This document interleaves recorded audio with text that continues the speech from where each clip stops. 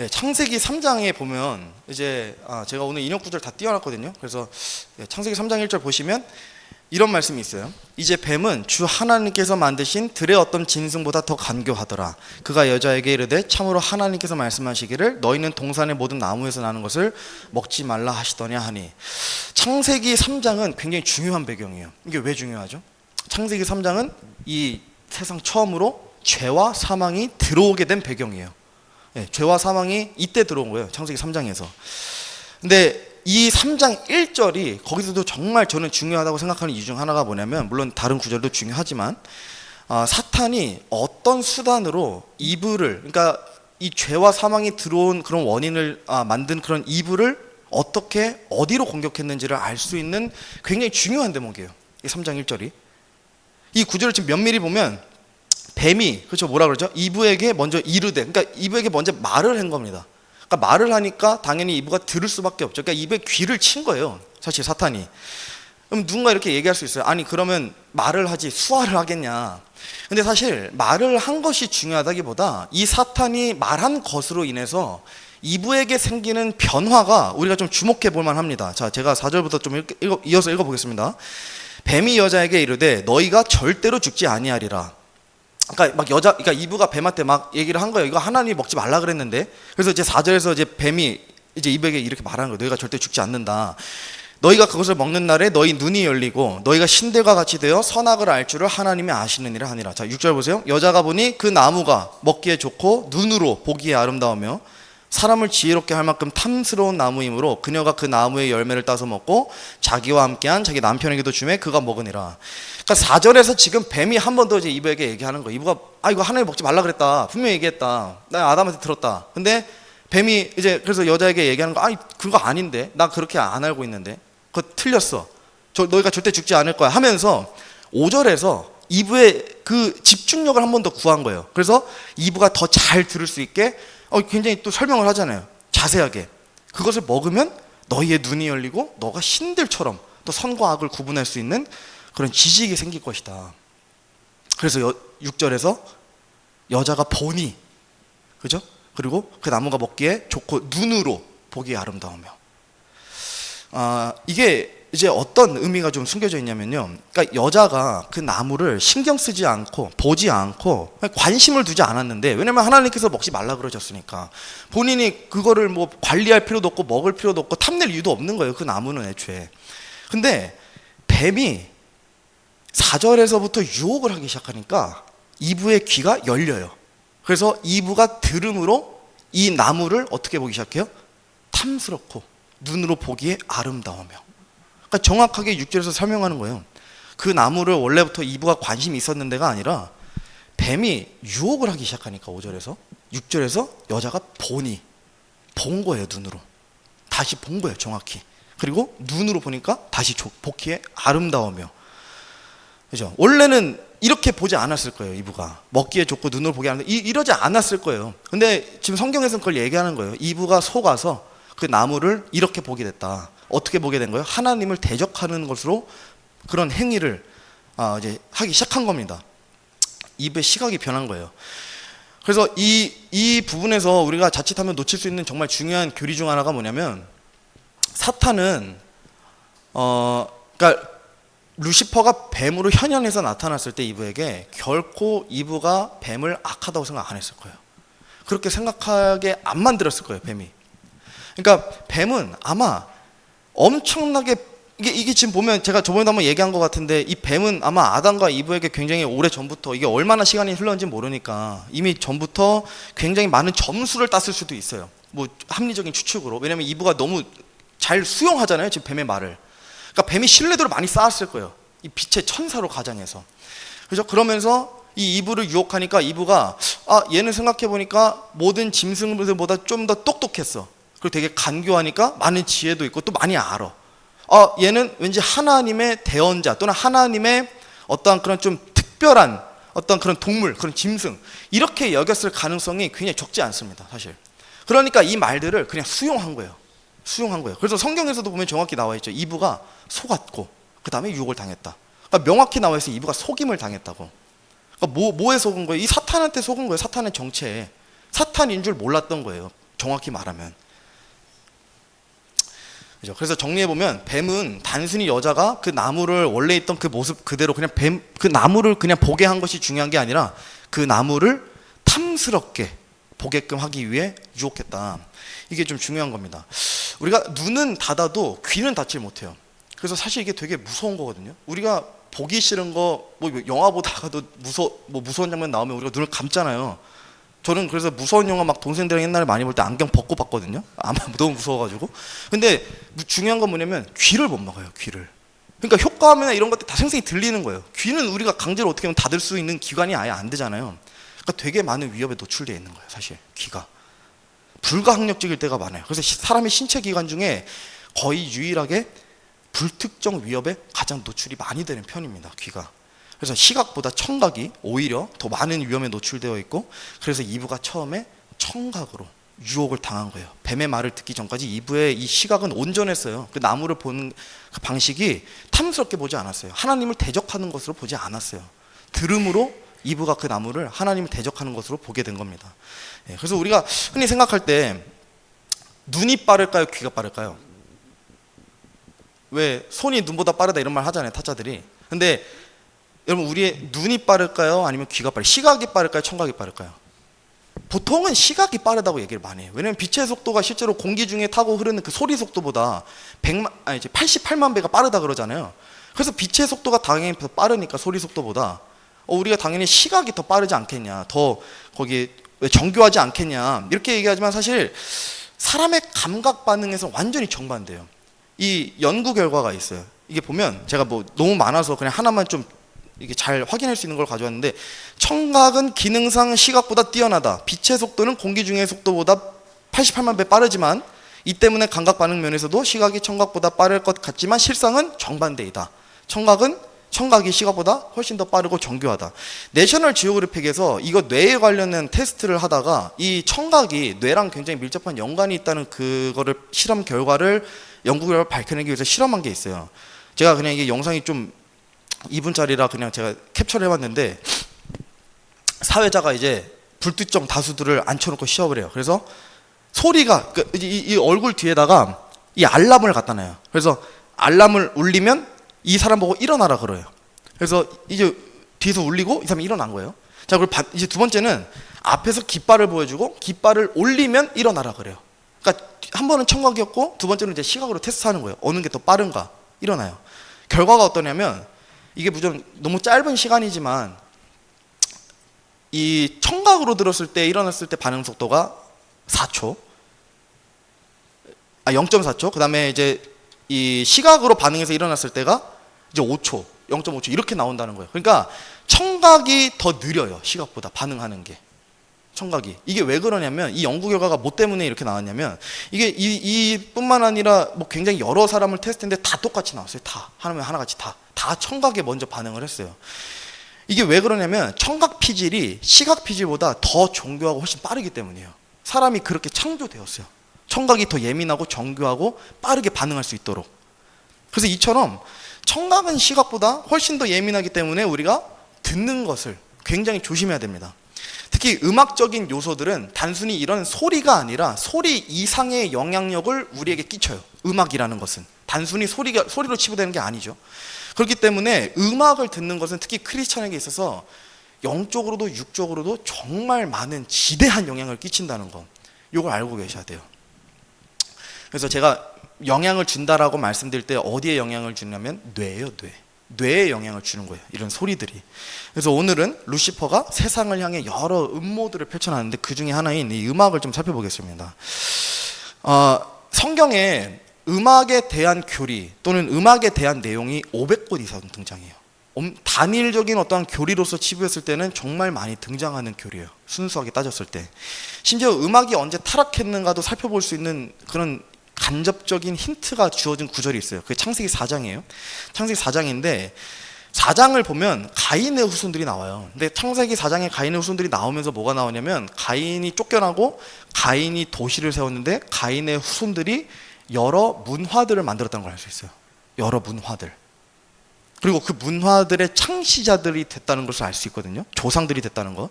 근데 가인은 분명히 아벨을 죽여서 저주받고 쫓겨났잖아요. 하나님 앞에서. 근데 어떻게 이런 지혜들을 가지고 있을까요? 되게 이따 살펴보겠지만 많은 문화들을 만들었어요. 근데 어떻게 이런 지혜가 하나님에게서 온 지혜는 아닐 텐데 분명히. 그죠? 그럼 우리가 합리적으로 추측해 볼 수 있는 게 있습니다. 하나님에게서 비롯된 지혜가 아니라면, 그죠? 어디서 왔겠는가? 자, 좀 이따가 살펴보고. 라멕이라는 사람이 창세기 4장에 처음 등장해요. 이 라멕이라는 사람이 보면 되게 위험한 인물이에요. 그냥 그에 대해서 어떠한 그가 위험했더라, 그는 악했더라 말도 없어요. 그냥 그가 한 행위만 서술돼 있어서 사람들이 라멕에 대해서 그냥 알고 넘어가는 경우가 굉장히 많지만 사실 라멕은 굉장히 악한 인물이었어요. 어느 정도로 악했냐? 하나님께서 처음에 세우신 결혼관은 뭐였죠? 1부 1처제, 아담과 이브. 그러니까 딱 한 명의 남편과 한 명의 아내. 그래서 각각이 부모를 떠나서 연합하라. 하나님께서 세우신 결혼관은 이거였어요. 한 명의 아내와 한 명의 남편. 근데 라멕은 성경에서 최초로 이 하나님께서 세우신 질서를 결혼관의 질서를 깨트리고 일부 다 처체를 시행한 최초의 인물이에요. 라멕이. 2명의 아내를 뒀다 그러거든요. 근데 왜 이렇게 했을까요? 왜냐하면 하나님께서 분명히 세우신 그 엄연한 결혼관의 질서가 있음에도 불구하고 그거에 대적한 거예요. 가인의 후손으로서 하나님의 결혼관에 대적한 거예요.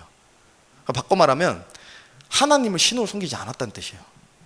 이때는 분명히 하나님께서 세상을 창조하시고 아담과 이브가 에덴 동산에서 쫓겨나고 가인은 또 바로 직계 그냥 아들이잖아요. 근데도 불구하고 하나님에 대한 두려움이나 경외심이나 이런 게 전혀 없는 거예요. 굉장히 위험한 인물이죠. 예. 그래서 가인의 도시를 세우고 많은 후손들을 가르치면서 가인이 이제 그 후손들에 의해서 아까도 말씀드렸지만 많은 문화들이 많이 생성이 됐는데 그 가인의 사회에서 하나님의 질서가 자연스럽게 깨져 있는 걸 볼 수 있어요. 제가 화면에 띄워놓진 않았는데 그 창세기 4장 한번 보실까요? 저 이따가 좀 봐야 돼서 저희 한번 창세기 4장 펴주시면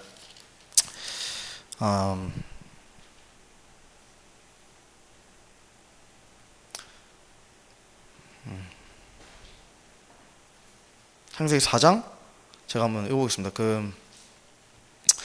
아니 쫓겨나고 그렇죠.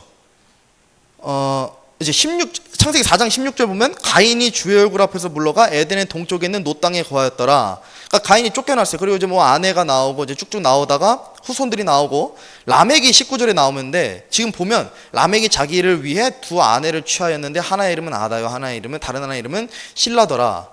그러니까 이미 뭐예요? 이미 깨져 있는 거예요. 하나님의 질서가 너무 자연스럽게 하나님께서 세우신 그 질서가 자연스럽게 이미 붕괴되어 있는 거예요. 이미 가인의 이 도시에서부터 그죠? 그래서 그 질서가 4장에서 처참히 깨져 있었다. 이걸 우리가 4장에서 살펴볼 수 있고 이것만 기억하시면 돼요.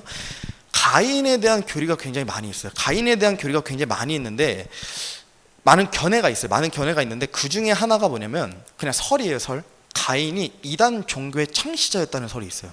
이단 종교의 창시자였다. 그러니까 가인은 아담과 이브로부터 하나님에 대해서 엄청 직접적으로 들었을 거 아니에요. 그러니까 예를 들어 아담과 이브가 선악과를 먹고 3장 8절인가 거기 보시면 하나님께서 그때 동산에서 이제 주 하나님의 음성을 듣고 나서 아담과 이브가 부끄러워서 숨었다 그러거든요. 두려워서. 근데 거기에 하나님의 음성에 대해서 묘사가 없잖아요. 어땠는지. 근데 아담과 이브는 그걸 직접 들었을 거 아니에요. 그러니까 무슨 말씀을 드리고 싶은 거냐면 가인과 아벨은 그러니까 아담의 이 아들들은 가인은 엄청 직접적으로 들었을 거예요. 하나님에 대해서 어떤 분이고 음성이 어땠고 에덴 동산은 어떤 곳이었고 내가 뭘 받고 막 이런 것들을 구체적으로 잘 얘기해 줬을 텐데 또 하나 더 자세히 얘기해 줄 수 있는 게 있었죠. 그건 뭐였냐면 아까 우리가 창세기 3장에서 봤던 그 뱀, 그 사탄. 그러니까 이브는 사탄에 대해서 루시퍼에 대해서도 엄청 자세히 얘기해 줬을 거예요. 경각심을 가지라는 차원에서 얘기를 했겠죠. 조심해라. 이 사탄이 지금도 땅에서 기어다닌다 뱀으로 굉장히 위험한 존재이다라고 엄청 자세히 얘기했을 거예요. 자, 근데 이 설을 주장하는 이 가인이 이단 종교의 창시자였을 거라고 설을 주장하는 사람들의 그 또 하나 견해가 뭐냐면 이제 그들이 그런 관점으로 보다 보니까 이제 이렇게 본 거예요. 에덴은 감옥이었고 가인의 입장에서 루시퍼가 자신의 엄마인 이브에게 선악과를 먹게 해서 신에 도전하는 많은 지식들을 갖게 되었다는 측면, 이 측면으로 접근했을 가능성이 굉장히 높아요. 그 에덴 동산의 스토리를. 그러니까 이렇게 보면 어떻게 보이냐? 가인은 세상을 주관하고 많은 이 지식을 가져다주는 루시퍼를 섬겼을 수도 있다. 그 루시퍼를 굉장히 대단하게 봤을 수도 있다. 그렇게 생각했을 가능성도 이제 이들이 주장을 하는 거예요. 뭐 그게 성경적인 근거는 없지만 이제 뭐 이건 열린 내용이에요. 열린 내용. 믿으셔도 되고 안 믿으셔도 되고 뭐 근데 진리는 본질적인 건 아니니까. 근데 이 그 중에 증거 중 하나가 뭐냐면 이들이 주장하는 이제 그 지금 펼쳐진 4장 보시면 거기 이제 아벨을 죽이잖아요. 그죠? 8절에서 가인이 자기 동생 아벨을 죽여요. 그리고 9절에서 주께서 가인에게 이르시되 내 동생 아벨이 어디 있느냐 하시니 그가 이르되 내가 알지 못하나이다. 내가 내 동생을 지키는 자이니까매. 그분께서 이르시되 막 하면서 이제 책망을 해요. 중요한 건 뭐냐면 가인이 회개하지 않았어요. 아니 하나님께서 전지전능하신 하나님께서 직접 나타나셔서 가인에게 말씀을 하시는데도 가인은 끝까지 회개를 안 해요. 어디에서도 회개를 안 해요. 그래서 이 신약 성경에서도 가인이 언급된 대목을 보면 전부 다 뭐라 나와 있냐면 루시퍼에게 속한 자라고 나와요. 가인이. 이게 굉장히 큰 증거 중 하나입니다. 그러니까 이미 가인은 루시퍼에게 사탄에게 속해 있는 자로 나와요. 실제로 이 신약 성경에. 그러니까 루시퍼를 섬겼다는 거죠. 하나님을 유일신으로 섬기지 않았다는 거예요. 하나님을. 그러니까 하나님께서 아담과 이브에게 말해서 어떠한 헌물을 바치라고 얘기를 했는데도 불구하고 가인은 어떻게 했어요? 하나님을 유일한 신으로 섬기지 않으니까 루시퍼에게 섬길 만한 이 바칠 만한 그런 자신의 열매들을 가져다 바친 거예요. 사탄의 교리, 그 사탄 사탄 성경책 같은 게 있어요. 실제로 사탄 교회에서 만드는. 근데 거기서 그거 이제 성경이 거꾸로 뭐 나열되어 있는 그런 책이라 하잖아요. 근데 거기서 제일 중요한 게 올바르게 정리된 내용이 뭐냐면 사탄을 숭배하라가 아니에요. 그거 뭐라고 하냐면 나 자신을 숭배해라. 나 자신을 믿어라. 이게 그 사탄 성경의 핵심 교리래요. 나 자신을 믿어라.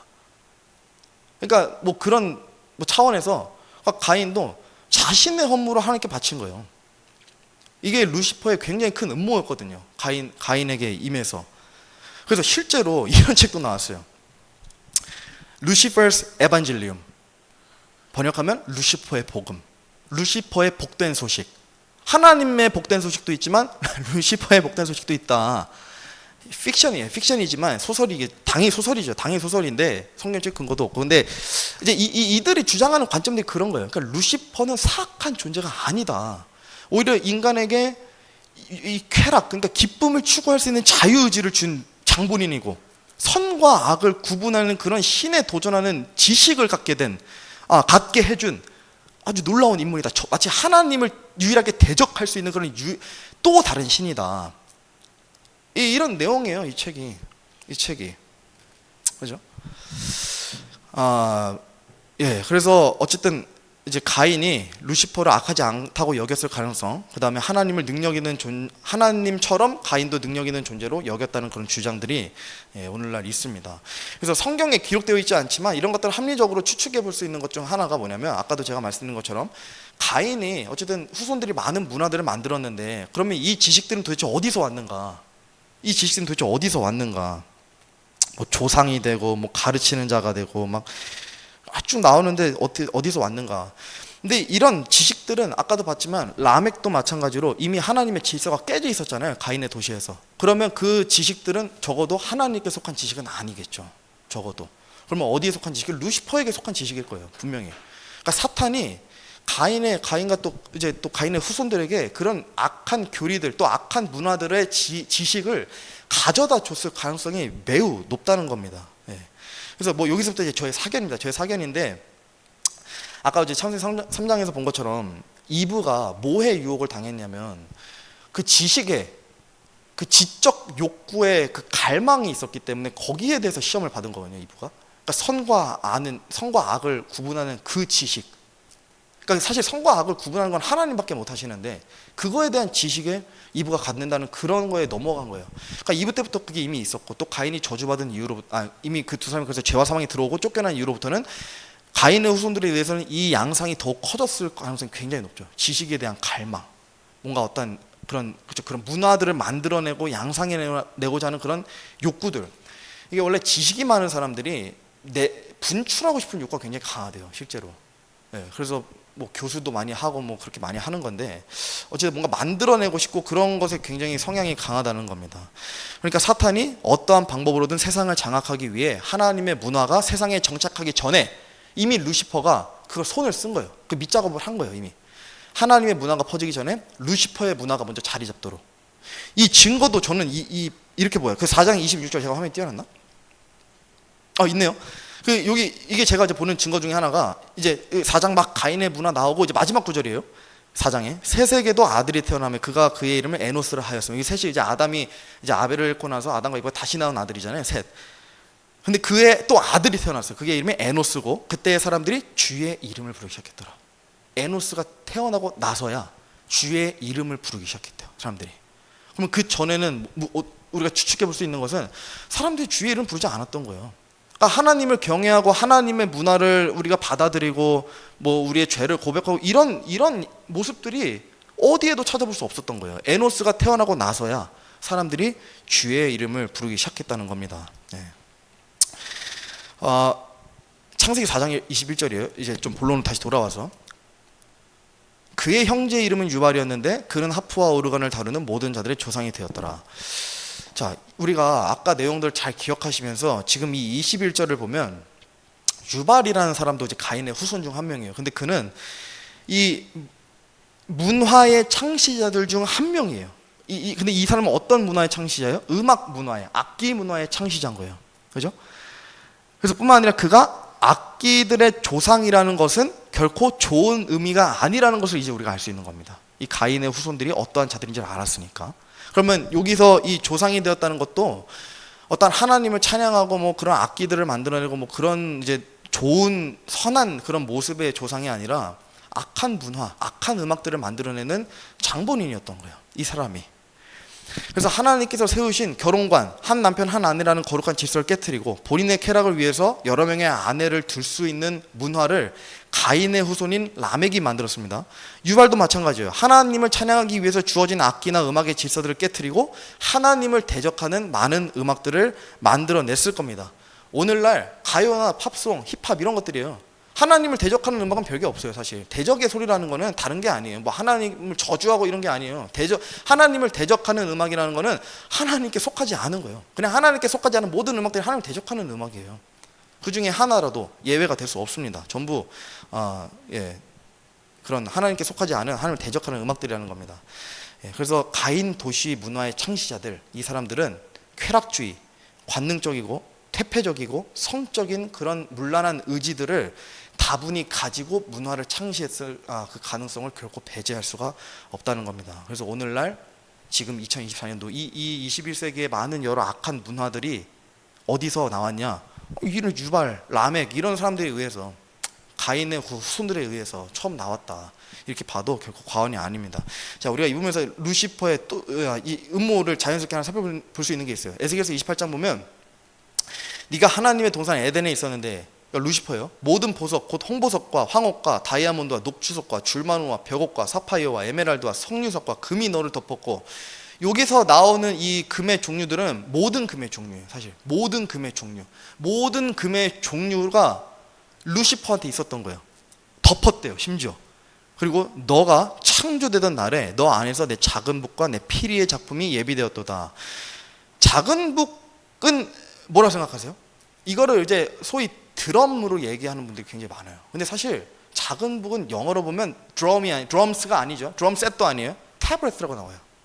이게 제가 히브리 전통 음악 연구소에서 직접 캐쳐온 거예요. 제가 이번에 찾아봤는데 이게 태블릿이에요, 이게. 그러니까 작은 북은 두드리는 악기가 아니라 흔드는 악기에 가까웠습니다. 흔드는 악기. 드럼셋이 아니에요. 자, 어쨌든 이게 뭐 영어로 아까 우리가 이것도 살펴봤지만 피리, 저 피리도 파이프스, 그러니까 태블릿도 S가 붙고 피리도 S가 붙어요. 그러니까 둘 다 복수잖아요. 그러니까 하나의 작은 북과 하나의 피리를 가진 채 창조된 게 아니라 수많은 작은 북에 이 흔드는 악기의 모든 종류, 그 다음에 피리, 관악기의 모든 종류를 가지고 창조된 거예요, 이 루시퍼가. 그래서 지금 이 구절은 이제 루시퍼가 이제 창조될 때 그 배경을 서술한 구절인데, 창세 전에 그 안에 작은 북과 피리들이 이제 예비되었다고 하죠. 그러니까 하나님께서 전부 그것을 주신 겁니다. 근데 정말 문자 그대로 이것을 악기라고 우리가 얘기한다면, 루시퍼는 이미 천상의 존재로 하나님 곁에서 머물러서 하나님을 찬양할 때부터 이미 뚜렷한 목적과 그 성격을 가지고 있는 존재였다는 거예요. 찬양하기 위한 존재. 그러니까 하나님의 악기들을 다루는 그런 존재. 그죠? 그래서 하늘에도 여러분 악기가 있고 지옥에도 악기가 있습니다. 이사야서를 보면 또 흥미로운 구절이 있어요. 네 영화가 무덤으로 내려가서, 이것도 루시퍼예요. 네 현악기 소리도 그러하는도다. 벌레가 내 밑에 퍼져 있고 벌레들이 너를 덮는다. 지옥이에요. 에스겔서에서는 관악기와 타악기가 나오는데 이사야서를 보니까 땅으로 추락할 때 루시퍼가 현악기 소리도 나와요. 그러니까 단순히 관악기, 타악기뿐만 아니라 현악기도 루시퍼는 이미 가지고 있어요. 그러니까 거의 모든 악기들을 다 가지고 있었다는 거예요, 루시퍼가. 그죠? 그래서 이 지금 14장에서 나오는 여기 이 보면 너의 현악기 소리도 그러하는도다 나오잖아요. 그러니까 현악기도 그러하는도다가 아니라 현악기 소리라고 나오잖아요. 그러니까 루시퍼가 이 땅으로 떨어졌을 때 루시퍼와 또 루시퍼가 가지고 있는 악기들만 타락한 것이 아니라 루시퍼가 가지고 있는 음악도 타락한 거예요. 루시퍼가 음악에 대한 가치관이 있었고 개념이 있었는데 이것도 같이 떨어진 거예요, 땅으로. 왜냐하면 하나님께서 받으실 수 없으니까. 하늘에는 거룩한 것만 있어야 되는데 루시퍼가 변질시킨 그 음악들, 그 악기들까지도 같이 추방된 겁니다. 에덴에서 지옥으로, 시온에서 지온으로. 그래서 이 하나님께서는 그룹, 그 다음에 스랍, 천사, 이 세 천상의 존재를 각각 다른 임무와 성격과 목적을 가지고 만드셨어요. 근데 만드셨는데 루시퍼는 특히 이 악기에 대해서, 그렇죠? 음악 그룹들 안에서도 음악과 관련된 목적을 지닌 채 창조된 정말 특별한 존재였다는 겁니다. 그가 몸에 모든 악기들을 두르고 있을 만큼 말이죠. 그래서 이 구절 뒤로 이어서 보면 이제 루시퍼가 뭐 어떻게 해서 지옥으로 떨어졌고 뭐 내가 뭐 하리라 뭐 5번 해서 떨어지고 뭐 교만해서 떨어지는 그런 내용들이 쫙 등장해요.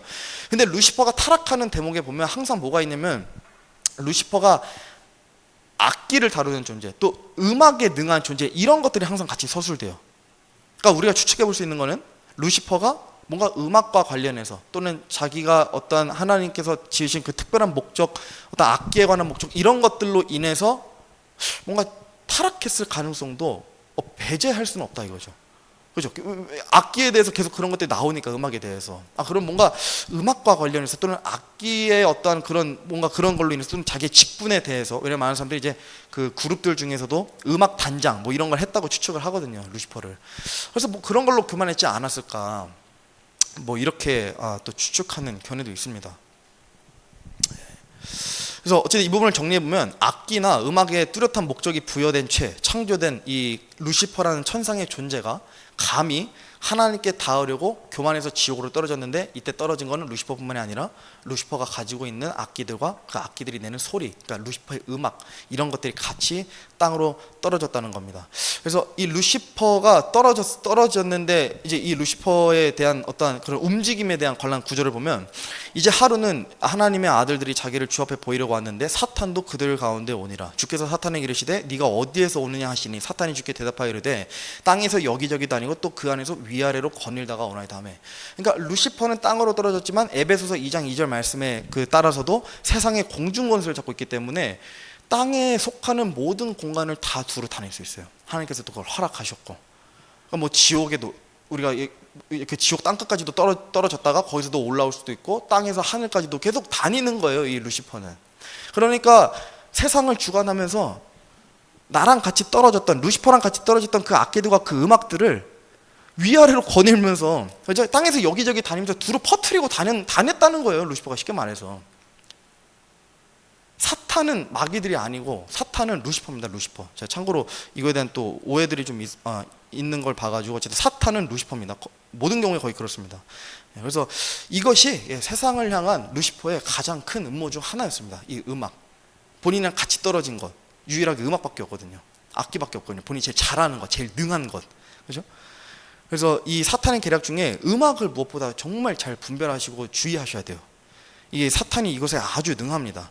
자, TMI를 좀 하나 제가 가져왔는데, 우리가 하나님의 속성에 대해서 또 하나 살펴볼 수 있는 게, 주께서 그들 위로 나타나 보이시고 자신의 화살을 번개같이 나아가게 하시며 주 하나님께서 나팔을 부시고 남쪽의 회오리 바람과 함께 가시리로다. 스가랴 9장 말씀인데 하나님께서 나팔을 부신대요.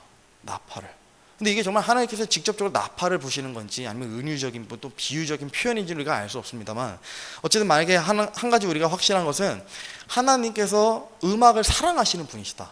하나님께서는 음악을 또 악기를 정말 잘 다루시기도 하고 그것을 저기 누구야 루시퍼에게 처음에 예비한 채 창조 이게 하실 만큼 악기에 대해서 정말 많은 또 관심이 있으시고 또 잘하시는 분이라는 거예요.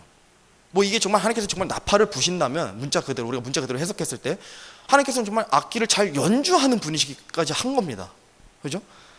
그래서 인류가 음악과 뗄래야 뗄 수 없는 이유, 아무리 뭐 우울하고 기쁠 때도 우리가 음악에 대해서 항상 이 사람이 인류가 뗄래야 뗄 수 없는 이유는 하나님께서 이런 분이시기 때문에, 이런 분이시고 하나님께서 그런 자신의 형상을 본따서 사람을 만들었기 때문에 이 인류에게 있어서 음악은 뗄래야 뗄 수가 없는 겁니다. 그래서 하나님께서 이런 하나님께서 가지고 계신 음악관이 어떨 것 같으세요? 찬양관이 엄청 엄격하실 거예요. 엄청 엄격하실 거예요. 그냥 어느 뭐 대학교 음악 뭐 교수 정도 이상으로 엄청 엄격하게 음악들을 다스리시고 딱딱딱 나눠서 내가 이 찬양 받고 이 찬양 받지 않을 거야, 이런 기준들이 명확히 있으실 거란 말이에요.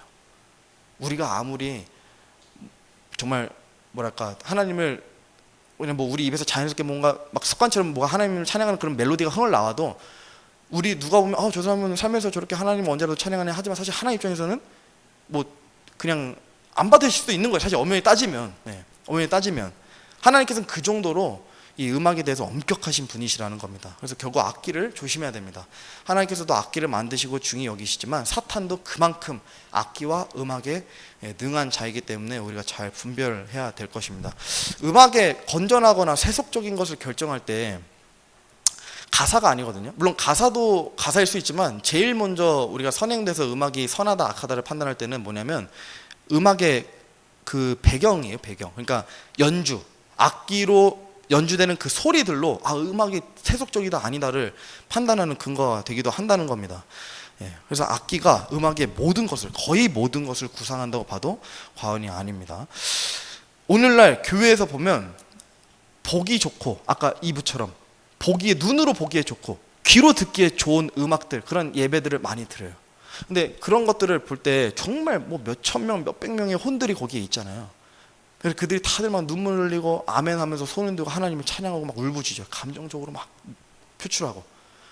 그럼 어떨 것 같으세요? 저는 한번 헷갈린 적이 있어요. 야, 이 정도면 아니 이 사람들이 불쌍해서라도 이거 하나님께서 받으시는 거 아니야? 진짜 저는 그렇게 생각했을 때도 있어요.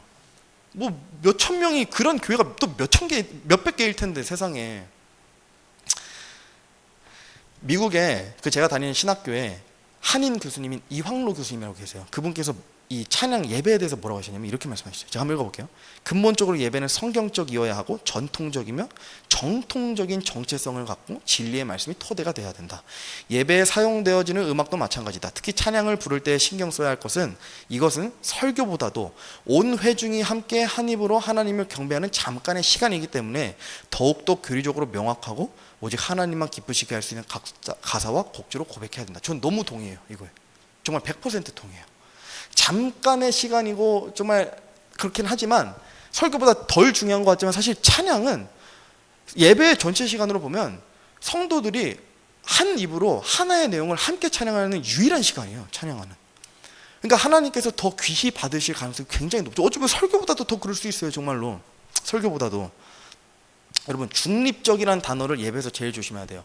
어느 교회 뭐 유튜브로 보는데 찬양 인도자가 중립이란 말을 많이 쓴다. 바로 그냥 구독 취소하시면 돼요. 바로 그냥 차단하시면 돼요. 중립이라는 말은 예배에서 제일 위험한 단어예요. 중립이란 말이 의미가 뭐냐? 도덕적 책임이나 도덕적 판단에 대한 관념이 없음이라는 뜻이에요. 중립이. 그럼 이걸 우리 그리스도인에게 어떤 의미일까요? 선과 악을 구분할 수 없음. 음악을 중립으로 여겨요. 오늘날 많은 교회들이, 많은 찬양 인도자들이 선과 악을 구분할 수 없다. 근데 음악은 중립적이지 않습니다.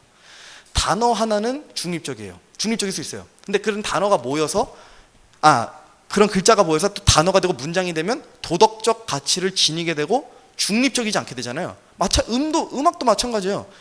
그런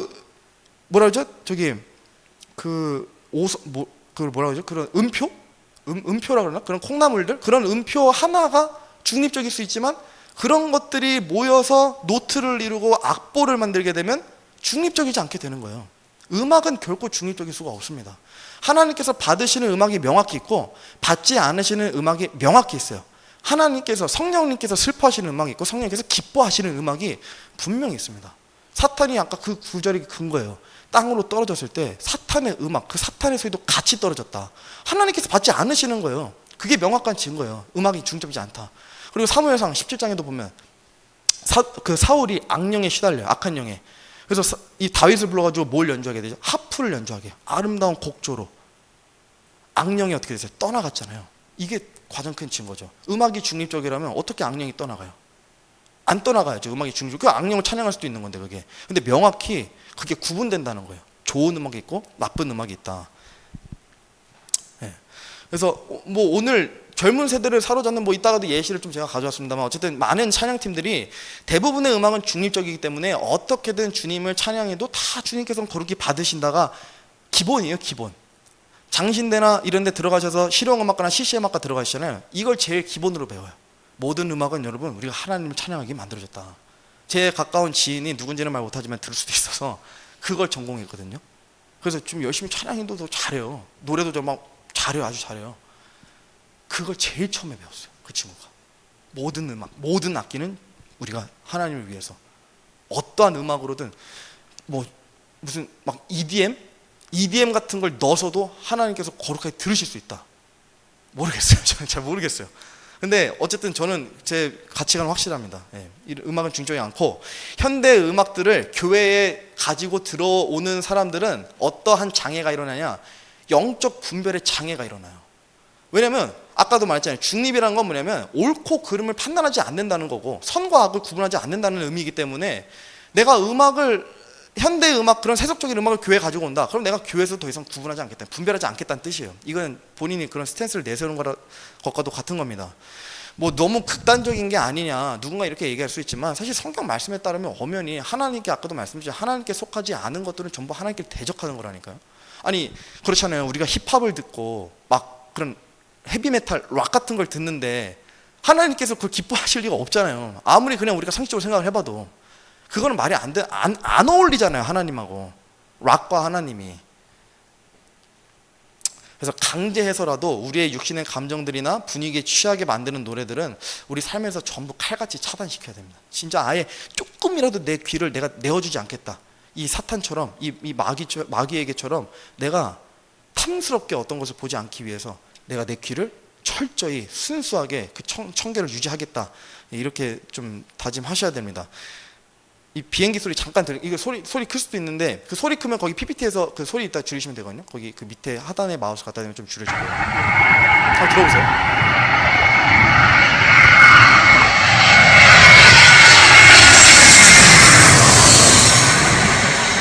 이게 엄청 멀리서가 아니라 그래도 비교적 가까운 거리에서, 어느 정도 거리에서 한 1km 정도 되는 거리겠죠? 그 정도 거리에서 녹음을 한 거거든요. 비행기 소리를, 이착륙하는 소리를. 근데 이때 데시벨이 110에서 120 데시벨이에요. 비행기가 이착륙할 때 내는 소음이. 근데 대형 교회 찬양 소음이 100에서 110 데시벨이에요. 이건 사람이, 여러분, 제가 보니까 120 데시벨에서 장시간 노출되면 어떻게 되는지 아세요? 사람이 올바른 정신이 있을 수가 없대요.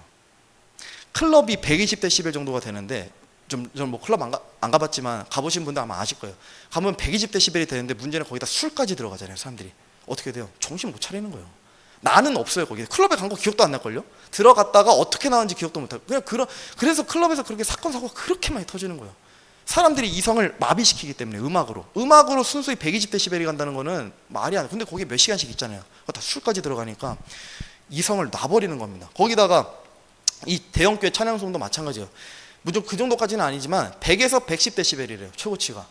이 찬양 집회 한 번 하면 뭐 40분은 기본으로 할 텐데, 40분에서 1시간까지도 뭐 할 텐데, 설교 한 15분 하고 20분 하고, 이 시간에 노출돼 있으면 사람들은 이미 혼비백산이에요.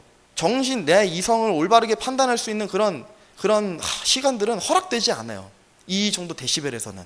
그냥 무아지경으로 그냥 막 눈물 흘리면서 막 감정 폭발해가지고 그냥 점프하고 막 울고 불고 그냥 무슨 마귀 들린 것만 막 그렇게 하는 거예요. 사실 진짜로. 제가 너무 정죄하고 비판하는 것 같지만 이게 사실 우리나라 대한민국의 이 세계의 교회 음악의 현실이에요. 이성을 마비시키고 올바르게 분별하지 못하게 하는 그런 찬양들, 유발의 음악들, 아까 살펴봤던 루시퍼의 음악들, 그 땅으로 같이 떨어졌던 그런 마귀의 음모가 오늘날 한국교회에 비일비재한 거예요. 만연한 거예요. 사실 너무나 자연스럽게. 악기는 여러분 어떨까요? 악기. 음악은 중립적이지 않지만 악기는 어떨까요? 악기는 중립적일 수 있어요. 장인 연주하신 피아노로 하나님을 찬양하고 정말 그런 우리가 찬양의 그런 고백들을 할 수 있어요. 반주로. 근데 반대로 막 폭력적이고 되게 퇴폐적이고 그런 세속적인 그런 멜로디와 막 그런 것들로도 할 수 있죠. 그러니까 바이올린도 마찬가지예요. 하나님을 찬양할 수도 있고 아름다운 곡조도 연주할 수 있지만 굉장히 반대로 악하고 타락한 그런 곡조들도 만들어낼 수 있어요. 바이올린으로. 그러니까 악기는 어찌 보면 어떤 면에서 중립적이라고 할 수 있는데 예외가 있다면 드럼이에요. 드럼. 이게 뭐 과학적인 근거는 없어서 제가 뭐 정말 논리적으로 설명을 잘 못하겠지만 제 믿음에 따라서 드럼은 목적이 있어요. 그러니까 목적이 있다는 건 무슨 말이냐면 중립적일 수가 없다는 얘기예요. 어떠한 목적이 있냐?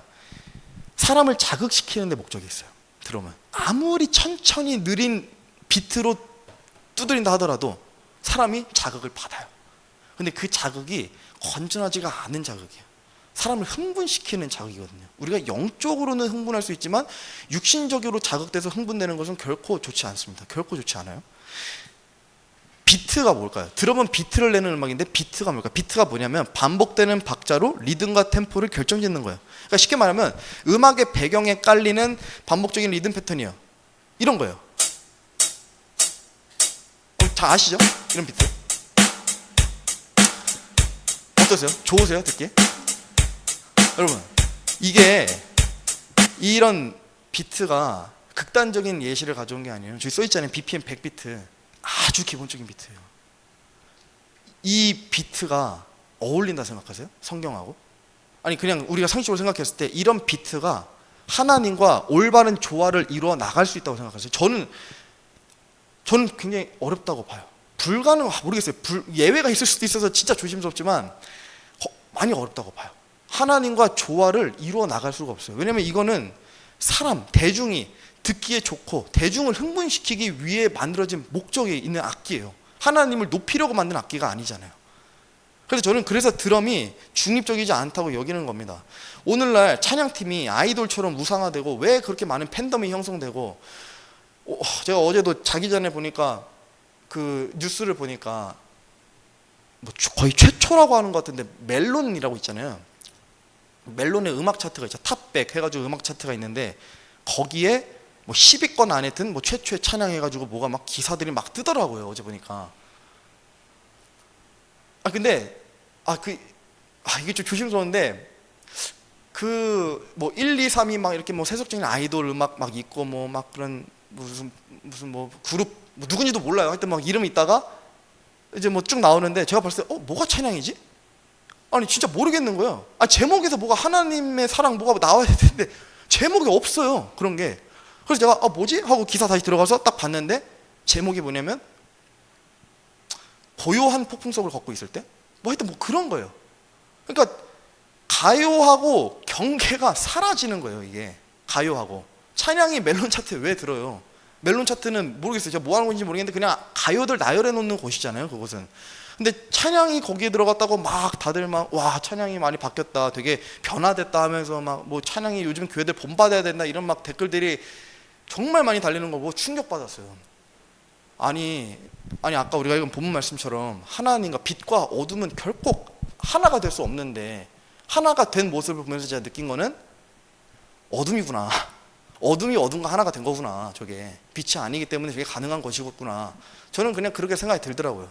분리되고 구별되지 않은 모습을 보고 좀 굉장히 가슴이 아팠습니다. 또 그런 것들을 굉장히 좋아하는 것 같아요. 요즘 젊은 세대들은 그런 걸 정말 좋아하는 것 같습니다. 예. 그래서 뭐 어쨌든 정리하면 이 부분도 모든 악기는 둘째 치더라도 드럼 세트가 있는 악기는 저는 그냥 눈도 안 줘요. 그냥 눈길도 안 줘요. 드럼 세트가 있는 악기는 제 믿음이에요. 제 믿음. 여러분들 강요하는 건 아니지만 저는 개인적으로 그래요. 설교를 듣기 전에도 그 교회 정체성을 확인할 수 있는 게 음악이에요. 교회 음악. 이 교회가 어떠한 교회인가, 어떠한 마음으로 하나님을 찬양하는가.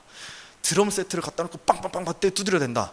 이거는 저는 그렇게 생각해요. 뭘 어떻게 이거는 의지를 표명하는 거냐? 우리 교회는 관능적이고 문란하고 퇴폐적인 음악을 좋아합니다. 이거에 대한 표명이라고 저는 봐요. 그냥 그렇기 때문에 굉장히 이것을 많이 강조해도 저는 지나치지 않다고 생각합니다. 음악은 철학을 반영하기 때문에 저는 굉장히 장엄한 음악을 좋아해요. 막 그냥 오케스트라 막 있어가지고 막 되게 웅장한 그런 찬양 있잖아요. 거의 목소리가 90%를 이루는, 저는 그런 찬양들을 굉장히 많이 듣고 또 실제로 그런 찬양들로 특송도 많이 했어요, 과거에. 그러니까 이제 그래서 제가 생각하는 하나님, 이번에 보니까 누가 이제 말을 해놓은 건데, 장엄한 찬양을 좋아하면 하나님을 장엄하신 분으로 알고 있는 것이고, 감성적인 찬양을 좋아하면 하나님을 감성적으로 알고 있을 확률이 매우 높다. 그러니까 저는 실제 하나님을 그렇게 생각해요. 굉장히 그분은 내가 감히 범접할 수 없는 영역에 계시고, 내가 감히 뭐 하나님께 기도하는 것조차도 나는 굉장히 부끄러운 몸이고, 감히 내가 뭔가 아른다는 것 자체가 이거는 뭐 내가 하나의 피조물로서 이거는 뭐 꿈도 꿀 수 없는 건데 이 특권을 누리게 해주셨다. 굉장히 저는 그렇게 생각을 하는데, 감성적인 찬양을 좋아하게 되면 하나님을 그냥 감성적인 분으로, 그냥 좋은 게 좋은 거다. 그러니까 나 자신을 위해서.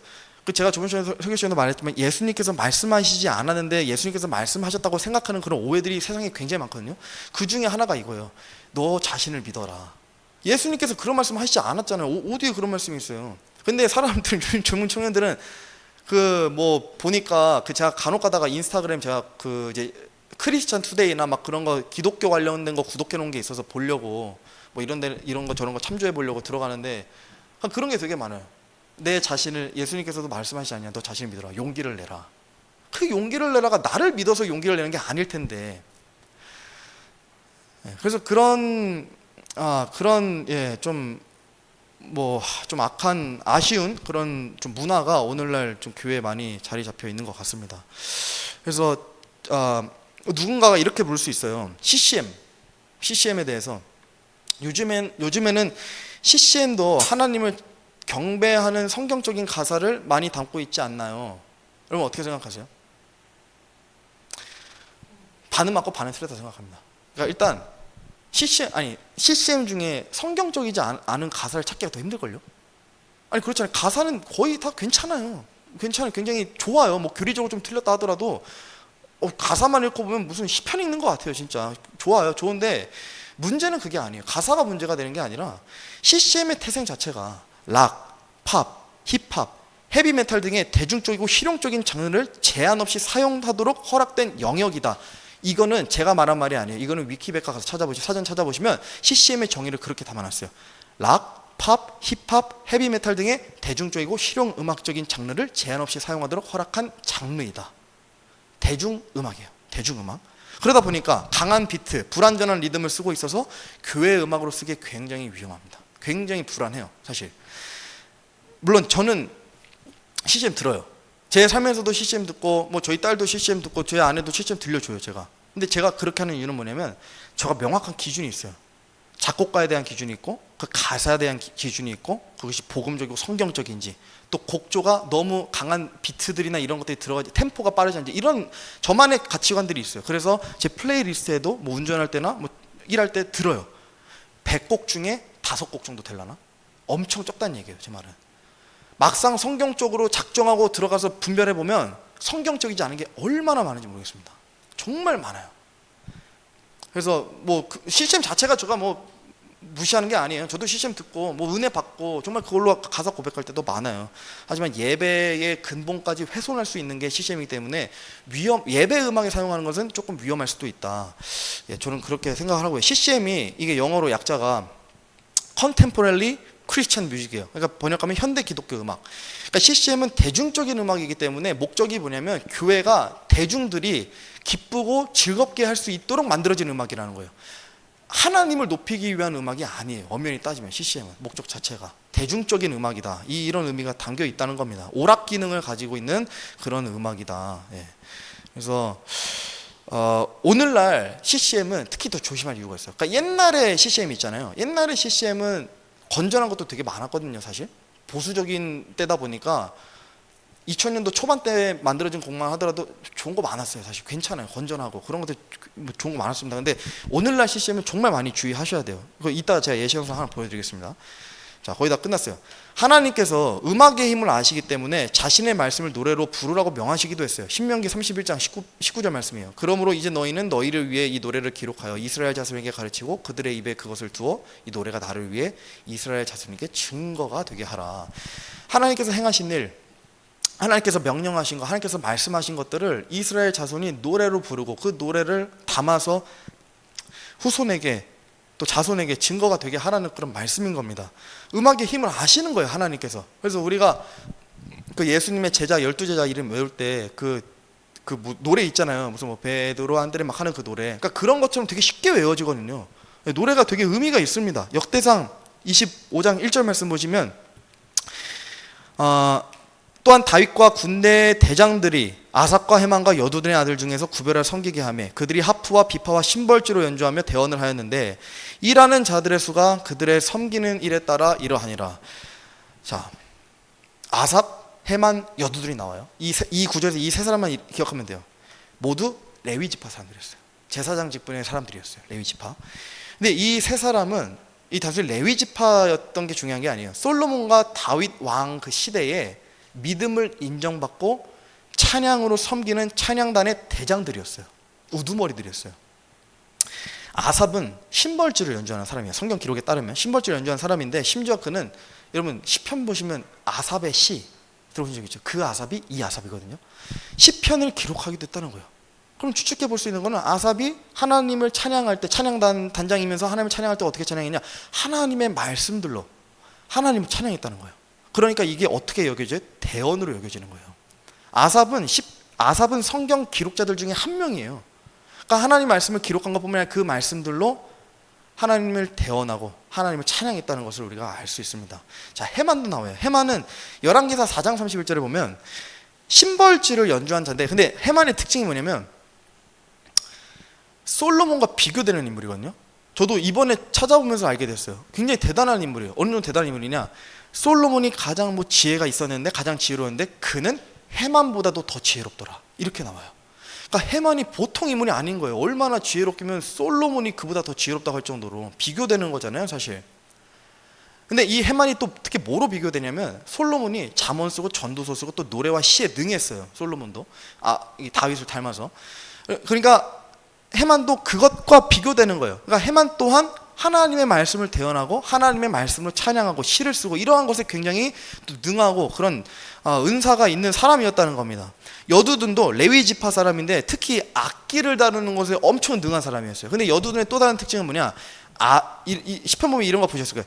다윗과 시편이 악장 여두둔에게 맡긴 시, 그 여두둔이 이 여두둔, 그러니까 악장이고 악기에 굉장히 능한 존재였어요. 그러니까 하나님의 말씀을 이 악기로 연주하는 또 그런 또 대언의 역할을 또 감당했던 사람들 중 한 명이다, 이렇게 볼 수 있습니다. 그래서 우리가 이 내용을 통해서 알 수 있는 사실 한 가지는 성전에서 하나님을 찬양하면서 동시에 대언했다고 나오는 이 찬양 인도자들은 특징이 뭐냐? 하나님의 말씀으로 하나님을 찬양했다. 건전한 가사, 정확한 교리, 하나님께서 말씀하신 그런 내용들, 하나님께 속한 그런 내용들로만 하나님을 찬양했다는 겁니다. 하나님을 찬양할 때 제일 중요한 요소는 악기가 아니라 그래서 이 하나님의 말씀이 찬양에 들어가 있는가, 이게 제일 중요한 겁니다. 예. 요즘 찬양으로 이제 제가 아까도 말씀드린 것처럼 제일 필수적으로 들어가는 게 드럼도 있지만 사실 또 뭐가 있냐면 일렉 기타가 있어요. 제가 한번 이제 그냥 퀴즈를 한번 내볼게요. 한번 맞춰보세요. 이게 세 개 나올 텐데 세 개 중에 어떤 게 찬양인지를 한번 맞춰보세요.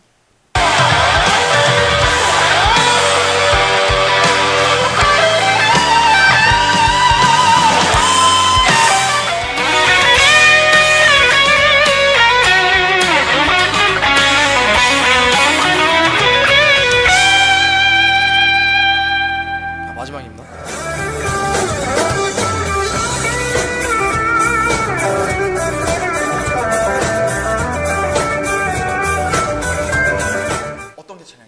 어떤 게 찬양이에요? 찬양 없다고요? 여러분 놀랍게도 두 곡이 찬양이에요. 맞춰보세요. 어떤 게 찬양이세요? 1번? 1번하고 또 1번, 3번? 되게 많아요. 맞췄어요. 1번, 3번이 찬양이고 2번이 그 락발라드 같은 그런 기타 솔로예요. 이게 구분할 수 있는 사람 그렇게 많지 않을 거라 생각합니다. 저도 사실 그냥 이렇게 아까 전에 말씀하신 찬양이 없어요. 그냥 다 들으면 세속적인 그런 어떤 가요의 일렉 솔로를 가져온 것 같은 그런 느낌이잖아요. 근데 엄연히 찬양 집회 때 한 거를 제가 녹음해서 가져온 거예요. 그대로 큰 교회 찬양 집회 일렉 솔로들을 중간에 것만 다른 거 다 껴놓은 거예요. 제가 구별이 안 됩니다. 이게 오늘날 교회 실체예요. 교회 음악의 실체예요. 다음 세대들이 듣고 싶어하는 음악의 실체예요. 그러니까 교회들이 다 이렇게 하는 이유가 이렇게 하면 많이 모이거든요. 사람들이 많이 모이고 다음 세대들을 뭐 하나님께 많이 인도할 수 있다고 또 착각도 하고 하니까 이런 형상들이 좀 일어나는 거예요. 굉장히 씁쓸한 거예요. 굉장히 씁쓸한 거예요. 네. 그래서 우리가 아까도 멜론 차트 얘기해서 제가 말씀드렸지만 하나님을 대적하는 가사와 소리가 담긴 세상의 음악과 교회에서 실제로 부르는 찬양의 음악의 경계가 무너졌습니다. 붕괴된 거예요. 아예 구분하기가 어려워요. 저는 조금 있으면 가사도 손댈 것 같아요. 가사도 더 이상 하나님 안 들어갈 것 같아요. 안 들어갈 것 같아요. 신약 성경의 말씀에 따르면 하나님께서는 그리스도인에게 뭐라고 말씀하셨죠? 연주하라고 하셨어요? 노래하라고 하셨어요. 노래하라고 하셨어요. 연주가 아니에요. 하나님께서 연주하라고 말씀하신 거 신약 성경에 없습니다. 입을 열어서 하나님을 고백하라고 했지, 하나님의 위대하심을, 그분의 영광을 찬양하라고 그랬지 악기로 연주하라고 말씀하시지 않았다는 겁니다. 그래서 이런 반주가 사실 들어갈 이유도 없는 거예요. 이게 뭐예요? 이게 찬양도 아니고 이건 뭐 아무런 의미가 없는 그냥 중간에 그냥 그 기타 리프잖아요. 그냥 아무런 의미가 없는데 연주를 더 중요하게 여깁니다. 근데 연주를 더 중요하게 여기는 건 어떤 음악 문화에서 하는지 아세요? 가요에서 그렇게 해요. 가요는 연주를 되게 중요하게 여겨요. 그래서 항상 배경음악을 만들고, 그러니까 음악 연주를 만들고 그 다음에 가사를 거기에 맞춰요. 그래서 가이드가 있잖아요. 보컬 가이드가 있어요. 그 사람들이 이제 이 부를 가수들한테 작곡가들이 가이드 시켜가지고 돈 주고 어떻게 하냐면 이 멜로디를 알려주는 거예요. 어떻게 부르라고. 근데 그 가사가 있어야지 부를 테니까 어떻게 부르면 그냥 흥얼거리면 막 이렇게 흥얼거리면 아무 가사나 넣어가지고 그냥 음이 먼저 만들어진다는 얘기예요. 근데 이걸 교회에 가져온 거예요. 음이 더 중요하다. 연주가 더 중요하다. 네. 근데 심지어 대부분의 사람들은 가사보다 곡조에 더 많이 자극을 받잖아요. 실제로 이런 것들 들으면 막 그렇게 되잖아요. 그러니까 찬양이 좋네 안 좋네를 가사가 아니라 연주 소리로 판단한다는 겁니다. 무엇을 듣는지 주의하셔야 돼요. 마가복음 4장 24절입니다. 또 그분께서 그들에게 이르시되 너희가 듣는 것 이것에 주의하라. 너희가 무슨 척도로 재든지 그것대로 평가를 받으리니 듣는 너희가 더 많은 것을 받으리라. 듣는 것을 중요하게 여겨야 되는데 누가복음 말씀에는 너희가 어떻게 듣는지 또 중요하게 여기세요. 너희가 어떻게 듣는지 주의하라. 있는 자는 누구든지 받을 것이요 없는 자는 누구든지 자기에게 있는 줄로 여기는 것도 빼앗기리라 하시니라. 너희가 듣는 것, 무엇을 듣는지 주의해야 되고 또 어떻게 듣는지도 굉장히 주의해야 돼요. 우리의 귀는 정말 많은 위협에 노출되어 있다는 사실을 항상 기억하셔야 됩니다. 네.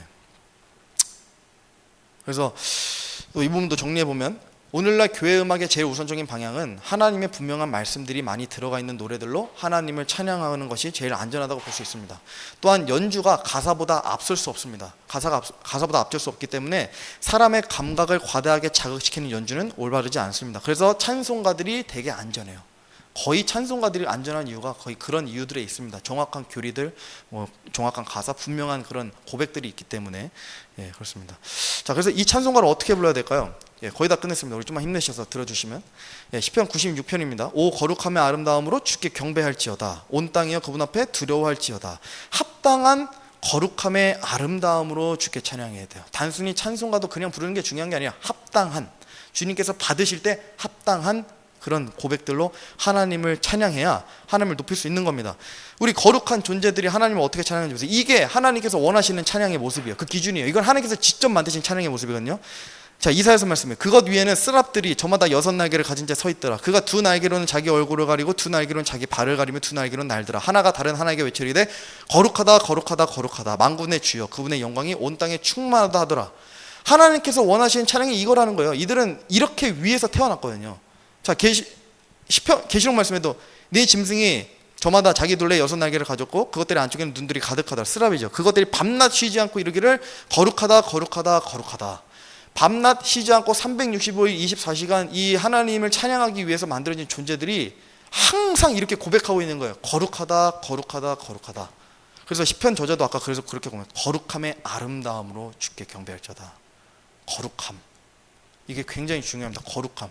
아까 그런 일렉 기타의 거룩함을 찾으셨습니까? 드럼 비트에서 거룩함을 찾아낼 수 있습니까? 힘듭니다. 굉장히 힘듭니다. 제가 오늘 사실 시간이 되면 좀 더 살펴보면 좋은데 지금 시간이 많이 지나서 K-팝까지 살펴보려고 하는데 다음 시간에 그건 저희가 다음 주에 한번 살펴보고, 제가 아까 말씀드렸잖아요. CCM이 지금 오늘날 얼마나 현대교회에서 정말 위험한지, 제가 그 중에 하나만, 심한 것도 아니에요, 조회수 많이 나온 것도 아니에요, 그냥 하나만 살짝 보여드릴게요. 잘 들어보세요. 이거 박영민 형님 웃으신 거 보니까 이 노래를 아시네요. 아 진짜요? 정현 형제님 찬양 인도자로서 어떻게 생각하세요? 이런 것들. 괜찮나요? 이게 좋으시면 안 돼요. 이게 BTS라고 아시죠? BTS가 많이 들어보셨을 거예요. 저도 많이 지나가다 휴대폰 가게 앞에서 맨날 나오는 음악이었거든요. 이게 다이너마이트라는 노래잖아요. 근데 제가 많은 말을 할 수 없지만 제가 그냥 하나만 좀 얘기하고 넘어가자면, 루시퍼가 정확히 이렇게 이래요. 루시퍼가 오늘날 교회의 음악이 어떻게 일하냐, 이렇게 이래요. 고린도후서 11장 14절 말씀, 그것은 결코 놀랄 일이 아니 사탄도 자기를 빛의 천사로 가장하느니라. 빛의 하나님의 성품의 모습을 하지만 하나님이 없어요. 그죠? 모양은 있는데 하나님이 없어요. 거룩함이 없어요. K-팝에 대해서 딱 한 줄만 제가 말씀드리고 넘어가겠습니다. K-팝이 위험한 이유, 오늘날 이 가요가 위험한 이유는 뭐냐면 목적이 있기 때문에. 그 목적이 무슨 목적이냐면 사탄 숭배라는 명확한 목적이 있어요. 진짜 명확한 목적이 있어요. 이 목적이 있고, 심지어 BTS는 이 정말 적그리스도의 그런 밑거름 중 하나예요. 사실 엄연히 이 빌보드 차트라고 아시죠? 그 빌보드 차트에 기록된 노래들이 거의 대부분 다 그런 것들만 선곡이 돼요. 어젠다를 강하게 풍기는 음악들이 오늘 다 거기에 실려요. 1위부터 100위까지 딱 실려요. 그래서 제가 오늘 그거 증거들 좀 살펴보려고 그랬는데 시간이 없어서 그냥 이거 넘어가겠습니다. 과감하게. 근데 BTS는 거기서 아주 강력하게 쓰임을 받고 있는 그룹 중 하나예요. BTS가. 근데 그런 BTS의 음악을 찬양해. 이게 오늘날 대한민국 뿐만 아니라 전 세계 교회 음악의 현 주소예요. 이게. 자, 제가 결론 내겠습니다. 이제 아까 질문으로 돌아가서 우리 천상의 존재들, 스랍들이 거룩하다, 주께 합당한 거룩함의 아름다움으로 하나님을 찬양할지어다. 이런 모습들이 과연 아까 방금 전에 보여드린 이런 모습들일 거라고 생각하죠? 저는 그렇게 생각하지 않습니다. 하나님께서 합당하게 받으실 것 같지도 않고, 이런 것들의 거룩함이 전혀 깃들어 있지 않다고 저는 생각을 해요. 아까 제가 말씀드렸죠. 빛과 어둠은 친교를 나눌 수 없어요. 그리스도와 벨리알이 무슨 이유로 함께 할 수가 있겠어요? 적그리스도의 그런 사상이 가득한 BTS의 그런 히트곡과 하나님을 찬양하라고 만드는 이런 찬송가가 어떻게 함께 할 수가 있겠어요? 근데 함께 했잖아요. 어떻게 가능하겠어요? 어둠이니까. 어둠과 어둠은 하나가 될 수 있거든요. 이들이 아까 방금 전에 보여드린 영상 올라온 게 조회수가 몇십만에다 댓글만 몇백 개예요. 근데 이따가 검색해서 들어가 보시면 댓글들이 가관이에요. 정말 은혜 받았다, 기쁘다, 하나님께 감사하다, 이게 더 퍼져야 된다. 은혜를 뭔지 모르는 것 같아요. 은혜를 받는다는 의미를 왜 이렇게 쓰는지 모르겠어요. 정말 이해가 안 돼요. 뭐 때문에 은혜를 받았다고 하는지, 그러니까 신나면 은혜를 받는 건지, 감정적으로 자극되면 은혜를 받는 건지. 근데 그들이 걷다 코멘트에다가 뭐라고 써냐면, 이 편곡자들이 대중가요와 찬양을 접목하면 다음 세대 아이들이 찬양을 쉽게 받아들일 것이다, 이렇게 써놨어요. 이렇게. 그래서 이런 스탠스가 이들뿐만, 이건 하나의 예시예요. 그냥 작은 예시. 오늘날 더 심하고 더 많은 악한 이런 일들이 더 많이 일어나고 있습니다. 그래서 이런 모든 양상이 이 창세기에서부터 루시퍼가 유바를 통해서, 가인의 후손들을 통해서 이미 세상에 정착시킨 문화였고, 심어놓은 씨앗들이 교회에서 막 자라기 시작하고 있는 겁니다. 그것의 결과가, 그 루시퍼가 심어놓은 그 음목, 그 작은 씨앗의 결과가 지금 이렇게 만연해진 겁니다. 에베소서 말씀 하나 보겠습니다. 주께서 받으실 만한 것이 무엇인지 입증하라. 열매 없는 어둠의 일들에 참여하지 말고 도리어 그것들을 책망하라. 주께서 받으실 만한 것이 무엇인지 생각해보라가 아니에요. 입증하라. 입증하라는 뭐예요? 나타내 보이는 거예요. 입증하실 수 있어야 돼요. 내가 내 귀를 저런 악한 세속적인 음악에 내가 내주지 않겠습니다. 내가 양보하지 않겠습니다. 허락하지 않겠습니다. 이걸 정확히 각오하시고 또 그렇게 하시는 것이 입증하는 거예요. 아, 내가 하나님께서 무엇을 받으시면 하는지 알겠다. 하나님께 고백하는 그런 것이 되는 겁니다. 마지막 구절 하나 보고 마치겠습니다. 주께서 호령과 천사장의 음성과 하나님의 나팔소리와 친히 하늘로부터 내려오시리니 그리스도 안에서 죽은 자들이 먼저 일어나고, 우리가 기다려야 되는 소리는 이 소리예요. 이 소리, 하나님의 나팔소리. 찬송도 있잖아요. 하나님의 나팔소리. 하나님의 나팔소리만을 우리가 기다려야 돼요. 천사장 누구예요? 천사장 누가? 미가엘. 그 미가엘의 음성과 주께서 오시는 이것에 맞춰서 또 하나님께서 부시는 그 나팔소리와, 이것을 우리가 기다리면서 살아야 됩니다. 그래서 이것을 어떻게 기다릴 수 있냐, 어떻게 이것을 우리가 깨워서 들을 수 있냐, 우리의 귀를 순결하게 순수하게 유지한 채 악한 것들, 세속적인 것들에 우리의 귀를 양보하지 않고 내어주지 않고, 우리가 오직 하나님께서 받으실 만한 그런 건전한 고백들, 또 그런 찬양들, 그런 것들로만 우리가 단련이 되어서 이 소리가 들리는 즉시 깨어서 주님을 마주하게 되기를 소망합니다.